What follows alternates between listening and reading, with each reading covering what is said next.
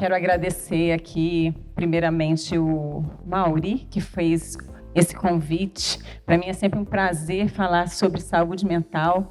É a minha paixão, né? É o que eu busquei dentro da PRF, né? Foi entender e ajudar colegas que, porventura, estiveram adoecidos e prevenir aqueles que ainda não estavam. Agradecer a Roberta, que foi a nossa ponte, né, para eu estar aqui nesse momento. Gostaria de cumprimentar também as autoridades presentes e a todos vocês que se desafiaram a estar aqui nesse momento. Muito obrigada. Bom, a gente vai falar um tema difícil, né, gente? PAD e saúde mental. Parece que nem combina, né? PAD é uma coisa, saúde mental está lá no outro extremo. É verdade ou mentira? Bom, então é uma capa bem preto e branco, né? Quando a gente fala PAD, parece que tem um monte de monstrinho que chega para atormentar aquela pessoa que recebeu, então, essa missão, né, de ser investigado, de ser aí, julgado. É difícil a gente lidar com o julgamento, né? Sobretudo quando implica na nossa profissão, quando aquilo ali representa um desafio. Será que eu continuo na minha profissão? Será que não? Será que foi tudo de água abaixo? Então, a gente vai falar sobre isso e mostrar que, diante de um PAD, a gente pode não deixar tudo preto e branco. Existem estratégias que podem colorir um pouco o nosso dia e ajudar a suportar aquele momento que não é fácil. Então, a gente vai falar um pouquinho sobre essas estratégias de enfrentamento ao adoecimento mental. Antes disso, eu queria falar com vocês que essa CAAS, que, né, o colega citou, né, que é da qual eu participo na PRF, é uma central de acolhimento e acompanhamento em saúde. Nesse setor, eu faço aí o acompanhamento de alguns colegas, inclusive colegas que estão respondendo a PAD. Então, chegou aí a missão para o colega. Ele vai responder um PAD, a gente faz um contato. Então, essa busca é uma busca ativa, a gente não espera o servidor buscar por essa ajuda, porque a gente sabe que ele vai receber um desafio. E toda essa palestra que eu montei hoje, com muito carinho, né, para a Receita Federal, é baseada na minha experiência nesses atendimentos, claro, com um rigor científico, né, baseado num referencial teórico. Bom, então, será que aonde que eu aponto? Sim.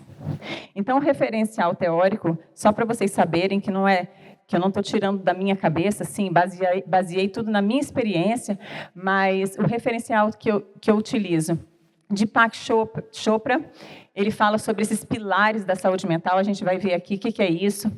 O Robert Plutchik, que fala da roda das emoções. O Daniel Goleman fala aí sobre inteligência emocional. Acredito que vários de vocês conheçam, né? Foi um livro assim amplamente divulgado, lido, o livro de Daniel Goleman sobre inteligência emocional, numa época que a gente achava que inteligência é só inteligência da matemática, né? Então, ele veio com essa outra inteligência, mostrando aí que isso também é importante. O Stephen Porges fala sobre a teoria polivagal. E, por fim, Ellen Skinner, que fala aí sobre a teoria motivacional de coping. Vamos ver, então, isso está bem misturado na palestra, tá, gente? Não é uma conversa que a gente vai falar sobre conceitos aqui, né?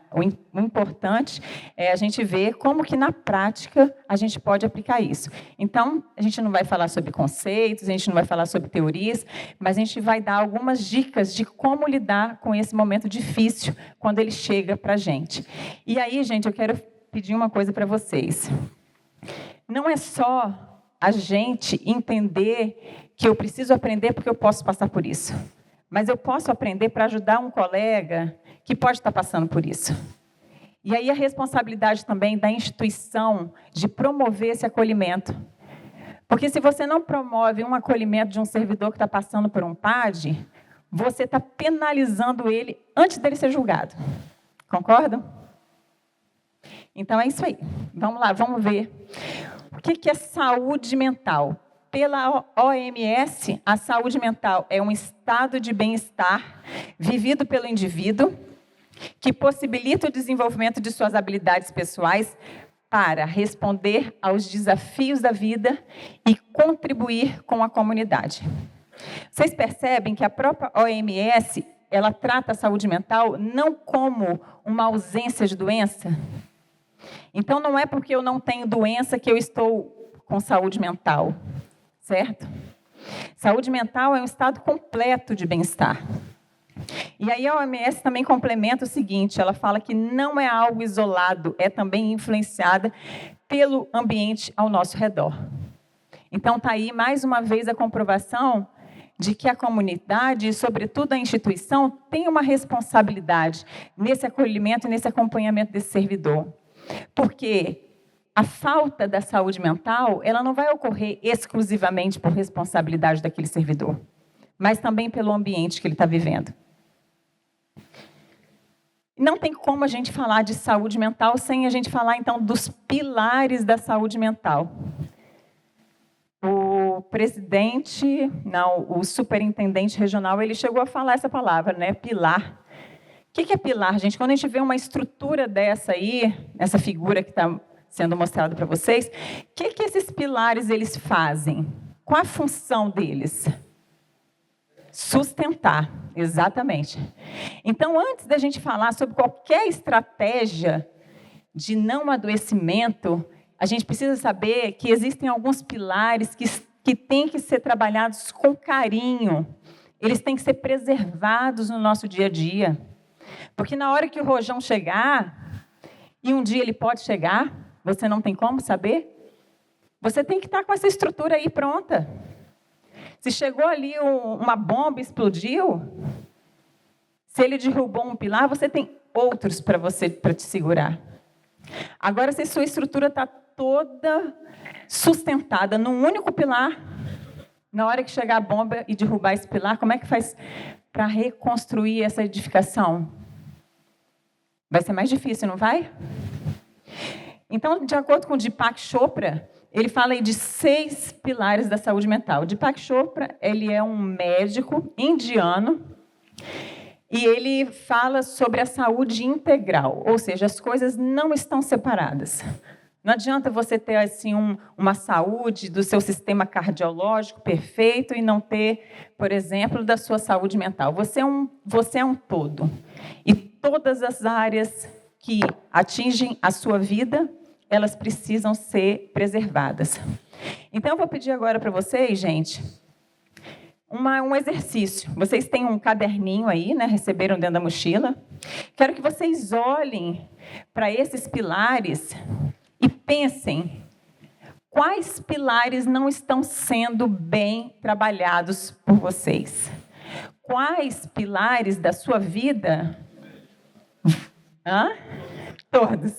Tem gente que vai dizer que todos, aí vai ficar difícil. Aí pode chegar só uma peninha que vai derrubar a edificação, não vai, gente? Bom, então a gente tem aí alimentação saudável. Alguém tem alguma dúvida que a alimentação saudável é importante? Não, né? Espiritualidade. Gente, quando a gente fala de espiritualidade, a gente não está falando de religiosidade, tá? Espiritualidade é aquilo que te conecta, é aquilo que dá sentido à sua vida. Você tem trabalhado essa espiritualidade? Espiritualidade, a gente pode falar de uma prática de yoga, a gente pode falar de meditação, a gente pode falar também de igreja, mas ela é importante, qualquer que seja a sua espiritualidade, a sua conexão com a vida, o que faz sentido para você, ele precisa ser dado a devida atenção. As suas relações sociais, as relações sociais compreendem a família, amigos, o trabalho. Tem gente que deposita todas as relações sociais no trabalho. Não é assim? Só sai com gente do trabalho, só quer reunir com as pessoas do trabalho, às vezes trabalha mais do que a conta, mais do que o expediente, vive, respira o trabalho. E tem gente que não, tem gente que deposita toda a sua relação social na família. Então, tudo que faz é só e somente pela família. Gente, se um dia a família faltar, pode faltar. Ela é um alicerce muito importante. Mas com quem que aquela pessoa vai contar? Quem que vai ajudar ela? Segurar na mão dela e falar, vamos lá. Né? E se o trabalho faltar? Se chegar um PAD e o trabalho ficar difícil, quem que vai segurar a mão dessa pessoa? Né? Então, assim, a gente precisa distribuir, né, essas relações sociais. É importante, família, é importante, amigos, é importante também trabalho. O sono restaurador nem se fala, né, gente? Como é importante a gente ter um sono, né, de qualidade. Isso é importantíssimo para a nossa memória, para o nosso humor.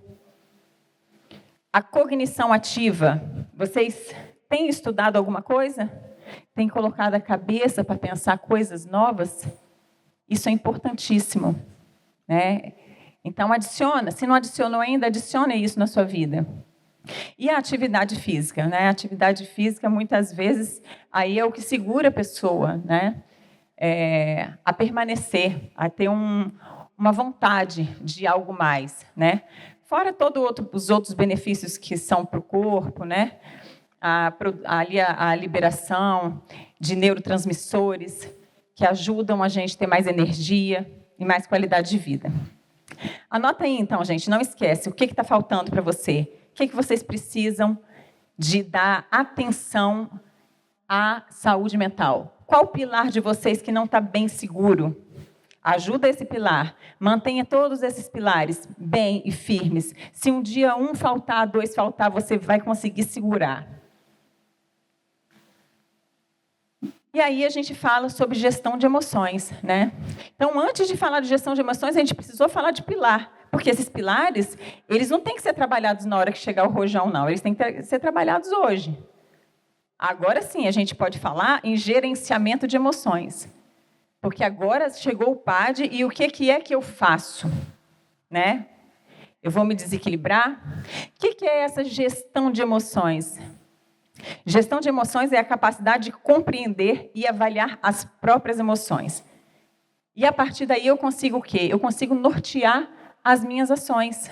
É a partir dessa compreensão, dessa capacidade de compreender, é que eu consigo gerenciar a minha emoção. Ah, Custer, mas eu aprendi assim que o importante é a gente falar o que quer. É importante você falar o que quer, no ambiente que pode te ouvir, no ambiente que você está seguro para te ouvir. Você precisa saber o ambiente que você pode falar.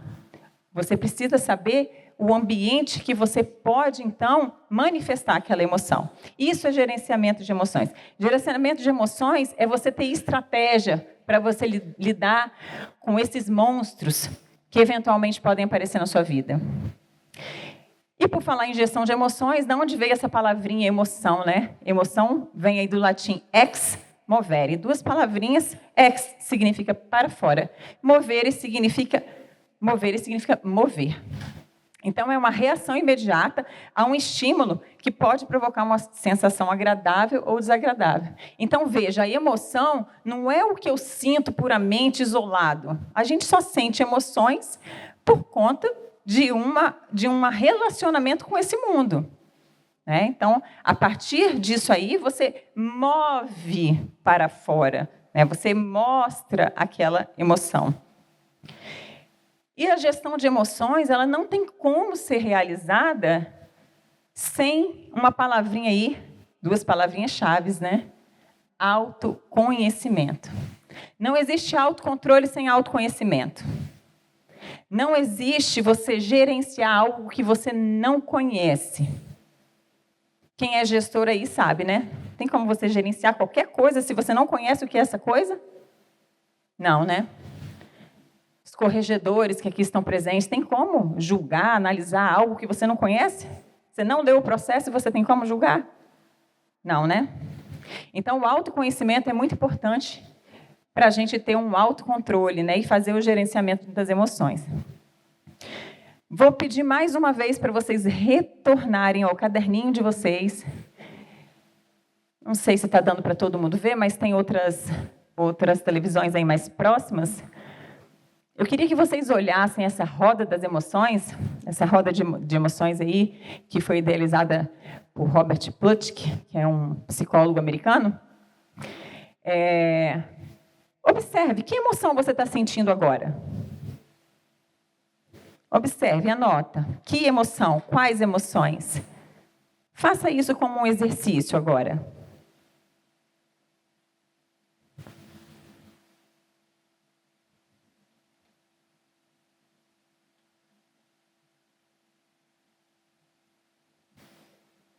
Ok?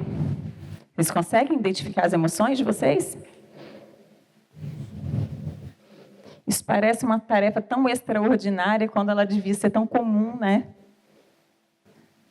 A gente sai de casa, a gente não sabe o que está sentindo, que emoção que a gente está carregando. E aí encontra com uma pessoa, às vezes, e você não parou para pensar que a emoção que você está sentindo naquele momento é raiva. E aí, na primeira, você já despeja. Despeja toda aquela raiva. Ex movere. Você vai mover para fora. Só que você está movendo sem gerenciamento, não era para ela. Então, é importante isso ser uma prática, gente, comum. Quanto mais a gente pratica, mais natural é. Então, se a gente conseguir identificar essas emoções, vai ser muito mais fácil a gente lidar com elas. Não tem como a gente lidar com algo que a gente não conhece. Pensem, todos os dias, né, em vários momentos por dia, o que eu estou sentindo agora? Para que você consiga realmente fazer um gerenciamento da sua emoção. E agora sim, a gente vai falar sobre algumas técnicas, né? Então, assim, o que a gente vai falar hoje, né, principalmente são essas técnicas de gestão de emoções. São técnicas práticas, não são conceitos. São abordagens que a gente pode utilizar, tanto no nosso dia a dia, quanto quando a gente recebe, por exemplo, um PAD. E também a gente pode orientar colegas que estão próximos, né, a nós, que exercitem algumas dessas técnicas. Isso é importante, que não fique aqui esse conhecimento, né? Que seja perpetuado dentro da instituição de vocês. A primeira técnica de gestão de emoções é refletir sobre a concretude da emoção. O que seria isso, refletir sobre a concretude da emoção? São 3 perguntinhas. São 3 perguntinhas que vão fazer a gente pensar se aquela emoção que a gente está sentindo, se ela é concreta, se ela realmente faz sentido. Então, quando você está sentindo um incômodo, se pergunte, uma preocupação, uma ansiedade, se pergunte primeiro, o que eu estou pensando agora é baseado em fatos? Gente, chega um PAD e a pessoa já está pensando assim, eu vou perder meu emprego, o que eu vou fazer da minha vida agora? Acabou minha família. Agora, o que eu estou pensando é baseado em fatos? É isso mesmo que pode acontecer? Isso que está me incomodando está no meu controle? Se não está no meu controle, vale a pena eu ficar pensando dia e noite sobre aquilo? Não está no meu controle. O que está no seu controle? No meu controle está, eu posso buscar um advogado, eu posso reunir provas. Fora isso, não está no seu controle. Faça o que está no seu controle. A outra perguntinha básica, fazer algo a respeito disso será construtivo ou destrutivo para o meu objetivo? Recebeu um PAD, foi lá no Instagram, publicou para Deus o mundo. O que tá? Tá bom? Será que isso não vai ter uma repercussão maior depois? Será que isso não vai ser mais destrutivo do que construtivo para você? Então, essas 3 perguntinhas nunca podem sumir de vista. Tem que pensar. Tá? Aconteceu, veio o bombardeio, reflete sobre a concretude daquela emoção. Na maioria das vezes, a gente vai tomar um caminho diferente do que a gente estava pensando no impulso. E outra aí que a gente, às vezes, pode dar até risada, né, gente? Olha a técnica. Eleger um horário para preocupações. Mas custa, isso não existe. Preocupação é preocupação. Como é que eu vou poder eleger um horário do dia para preocupação? Pode. Pode eleger um horário de dia para preocupação. Você não precisa ficar o dia inteiro pensando naquilo. Cúcia, mas eu não consigo fazer isso. Não, é impossível para mim. Ok. Existem técnicas que vão servir para você, existem técnicas que não vão servir para vocês. Mas essa é uma opção. Se você conseguir, ótimo. Com certeza você vai sofrer muito menos nesse processo. Então, assim, estar lá no navio, no meio da tempestade, isso pode acontecer. Agora, vai depender de você afundar ou não. Você pode adotar técnicas que vão te manter ali sobrevivendo, ou você pode usar nenhuma e deixar a tempestade te dominar e você afundar. Você pode usar algumas das técnicas, você pode usar todas, né? Mas se você não usar nenhuma, vai ser mais difícil. Então, esse elogio horário para preocupações é uma técnica que funciona. Eu já atendi mais de 50 colegas lá da PRF passando por processo administrativo disciplinar, que usando essas técnicas ficou muito mais fácil passar por esse tormento. E essa era uma delas. Algumas pessoas conseguiam, outras não. Elege um horário para você se preocupar. Aí eu vou eleger um horário de manhã. Quando eu acordar, eu vou pensar durante 30 minutos sobre isso. Vou pensar, vou ficar matutando sobre aquilo. Depois passou aquilo, tocou o despertador, acabou. Eu vou focar em outras coisas. É fácil? Não é. Mas é um controle que você precisa ter da sua mente. Ok? Bom, mudar de ambiente ou de posição. Isso é muito importante. Aconteceu uma situação e você está naquele ambiente, você pode mudar de ambiente, porque quando você faz isso, acontece o que a gente chama de reset cognitivo.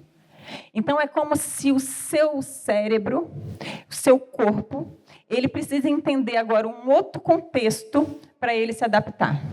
Quando você faz isso, você ganha um tempo, porque você restarta. Então, isso é muito bom, para aqueles pensamentos ruminantes, não sai da sua cabeça, não consegue pensar, muda de ambiente, sai daquele, está no quarto, vai para a sala, você está no trabalho, vai para um outro lugar do trabalho, que às vezes você se sente mais acolhido. Isso é importante. O mudar de posição também, está sentado, levanta, está em pé, senta, se alonga, se movimenta.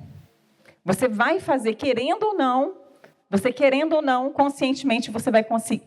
O seu cérebro, ele vai te dar uma trégua, porque ele associa o que você está pensando com o contexto que você está, a todo momento.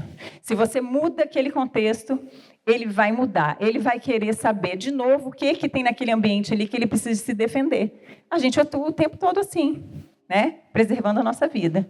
Então, a gente atua nesse reset cognitivo. Muito importante. Uma outra técnica chama exercitar sua via de escape. Quem tem via de escape aqui, gente? Quais são as vias de escape?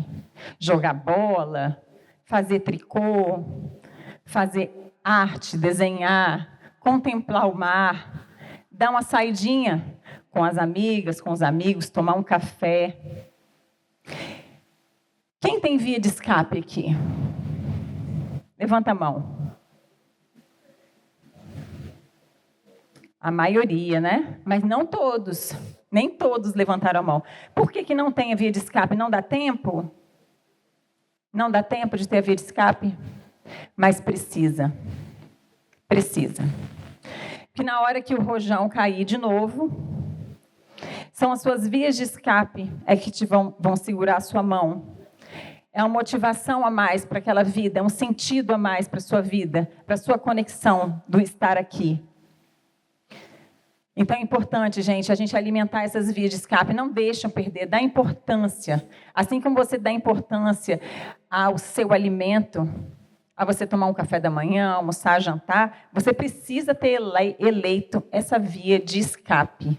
Pode ser uma, pode ser duas, pode ser três, mas precisa ter. Se não tiver, é mais um desafio para a sua vida. Outra coisa é evitar situações, mas custa evitar situações. Está ali um bonequinho fugindo. Chegou o PAD, eu vou fugir do PAD, é isso? Está me dizendo? Não, né, gente? A gente vai ter que encarar o PAD, não vai ter jeito, né? Ou o colega vai ter que encarar o PAD. Mas você pode evitar situações. O que é evitar situações? Evitar situações que te colocam mais para baixo. Você vai para o trabalho, você vai escolher conversar com aquele colega que você já sabe que ele vai te colocar para baixo? Ou que é um colega pessimista, que ele vai te dizer que vai dar tudo errado. Ixi, tem chance disso acontecer, isso, a penalidade é essa. Dá para evitar? Dá, né? A gente pode escolher evitar situações que fazem mal para a gente. A situação do PAD, ela pode estar estabelecida. Mas você não precisa sofrer com todas aquelas implicações. Uma outra situação que acontece, principalmente na PRF, porque a gente lida ali muito com o público, né, com a sociedade em geral, e utiliza arma de fogo, né? Então, às vezes, tem repercussões até nacionais. E aí começa a aparecer na televisão, nas redes sociais. Eu não sei até que ponto que essas implicações de processo administrativo disciplinar chegam para vocês. Mas precisa ser evitado também. Se isso chega dessa forma, evita. Não vai te ajudar. Você receber notícia que não te faz bem. Entrar na rede social, se necessário for, exclua a sua rede social. Bloqueie a sua rede social. Isso não vai contribuir com nada do seu processo. E outra aí, a gente ouve falar, né, já desde Freud, né, gente, tem mais de 100 anos atrás. Freud falava o quê? Que a fala cura. Freud, na época, ele viu que a fala curava. Ele não fazia nada, ele falava, por que eu só ouvi? Eu não fiz nada. Por que essa pessoa agora melhorou? Por quê? Porque a fala realmente cura, a gente precisa falar. Por que a fala cura? Hoje a gente sabe, né, através da neurociência, que a fala é importantíssima para a gente conseguir alcançar o planejamento, a nossa cognição. Por quê? Porque quando a gente fala, a gente tem lá as nossas emoções. Aí eu falo das emoções, então eu levo as emoções que estão lá no sistema límbico. Dá para mostrar aqui? Essa partezinha aí, tá? Partezinha central aqui está o sistema límbico, que estão as emoções. Ele é responsável pelo gerenciamento das emoções. Então, quando a gente fala, a gente pega aquele conteúdo que está no sistema límbico e, inevitavelmente, querendo ou não, para você conseguir falar, você precisa articular o seu sistema que está aqui na frente, que é o pré-frontal. O córtex pré-frontal, ele é responsável pelo planejamento, pelo controle daquela situação. Então, é o que te faz pensar. São as nossas funções executivas. Então, quando eu quero falar de um planejamento, de algo organizado, eu preciso ativar essa área do meu cérebro, córtex pré-frontal. Se eu falo, eu estou trazendo das emoções e levando para onde? Por córtex pré-frontal. Então, eu não vou falar somente com as minhas emoções e o meu sistema impulsivo de sobrevivência. Eu vou falar de uma maneira que eu consigo organizar. A partir daí, eu consigo saber o que eu posso fazer. Então, agora eu estou falando, e aí, naturalmente, como você está ativando o seu sistema dali do córtex pré-frontal, você vai conseguindo associar. Não, eu posso ir por esse caminho, eu posso ir por aquele caminho, eu tenho isso, isso e isso para fazer. Isso é muito importante. Então, falem, gente. Falem. Vai falar para qualquer um? Não. Não é para falar para qualquer um. Procure ou uma ajuda profissional ou uma pessoa de muita confiança sua. Alguma que garanta esse acolhimento. Uma escuta ativa. E, por fim, a gente vai falar, então, em técnica para relaxar. Alguém já usou essas técnicas de respiração para relaxar? Levanta a mão aí, gente. Muito bom. Muita gente. Então, essa técnica que a gente vai falar aqui um pouquinho, é uma técnica que ela funciona. Inclusive, tem pessoas que têm aí o smartwatch, né? Se quiser, pode até medir, vai ver que a frequência cardíaca vai diminuir. Então, quando a gente fala assim, dessas técnicas aí para relaxar, eu vou apresentar aí uma técnica muito simples, que é a técnica 4-2-6, que consiste em quê? Em inspirar em 4, segura 2 e solta em 6. Então, inspirou em 4, segurou 2 e solta em 6. A gente observa que muitas vezes, numa situação de crise, pânico, essa técnica funciona como uma medicação, como um ansiolítico. Eu posso falar isso porque eu já vi várias e várias vezes, vários colegas de trabalho, que no momento de uma crise, vamos respirar. Primeira coisa, vamos respirar. Inspira 4, segura 2, solta 6. O pessoal que trabalha lá com o combate ao crime, é outra técnica que a gente ensina. box breathing. A gente utiliza 4x4x4x4, porque é uma técnica que não relaxa tanto. Porque eles não podem relaxar no momento da missão. Eles têm que estar atentos ao que está acontecendo. Eles estão em combate. Mas eles não podem ser sequestrados pela amígdala, a gente fala. Eles não podem funcionar totalmente pelo impulso. Eles têm que ter a concentração. Eles têm que acionar o córtex pré-frontal para eles saberem o que eles estão fazendo. Essa técnica que a gente está falando aqui, especialmente, é uma técnica para relaxar. Então, essa pode ser utilizada no momento de uma oitiva, por exemplo.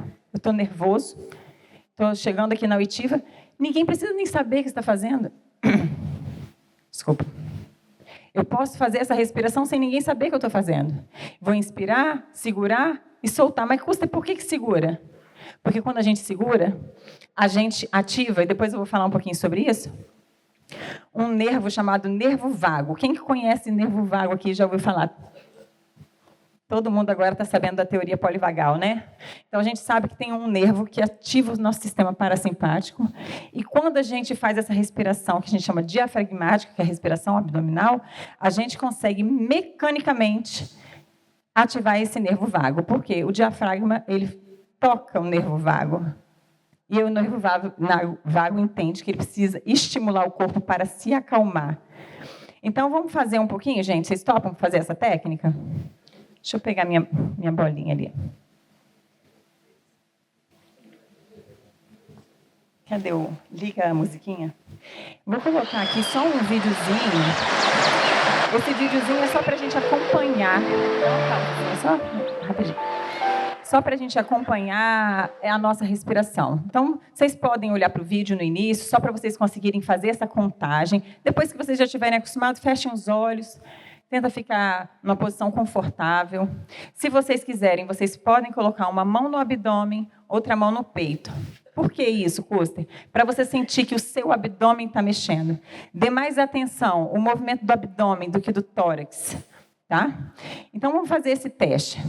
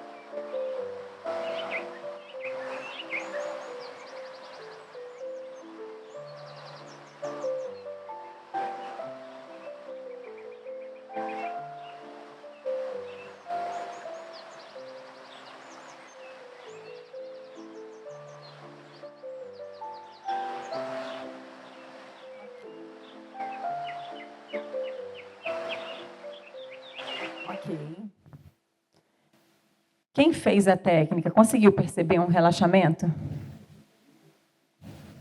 Vocês observaram que não é nada que eu preciso fazer assim, eu tenho que fazer a técnica da respiração meia hora para conseguir um resultado. Observaram isso? Que a gente fez alguns minutinhos e já funcionou? Então, é dessa forma. A gente pode aplicar essa técnica em qualquer lugar. Não tem lugar para a gente aplicar. Custa, é mais legal mesmo eu fazer em casa, eu coloco uma musiquinha igual essa que você fez. Muito legal, ótimo. É mais uma sensação de bem-estar. Mas não é necessário, não é pré-requisito que tenha um ambiente silencioso, que tenha um ambiente com a musiquinha. Qualquer lugar você pode fazer. Qualquer lugar que você sente que aquele seu sistema simpático, que a gente vai falar dele agora, ele está te sequestrando, está te levando para um caminho que você não consegue pensar, você só consegue sentir o coração bater, a respiração ofegante. Então, vamos controlar. Nós somos os únicos animais que conseguimos controlar a respiração. Nenhum outro animal consegue fazer isso. Já pediram para um cachorro para ele respirar, parar de respirar? Segura um pouquinho a respiração, não dá, né? Então, a gente pode fazer isso. Então, vamos aproveitar desse recurso que a gente tem para a gente poder controlar essas emoções, a partir de um controle aí da nossa respiração.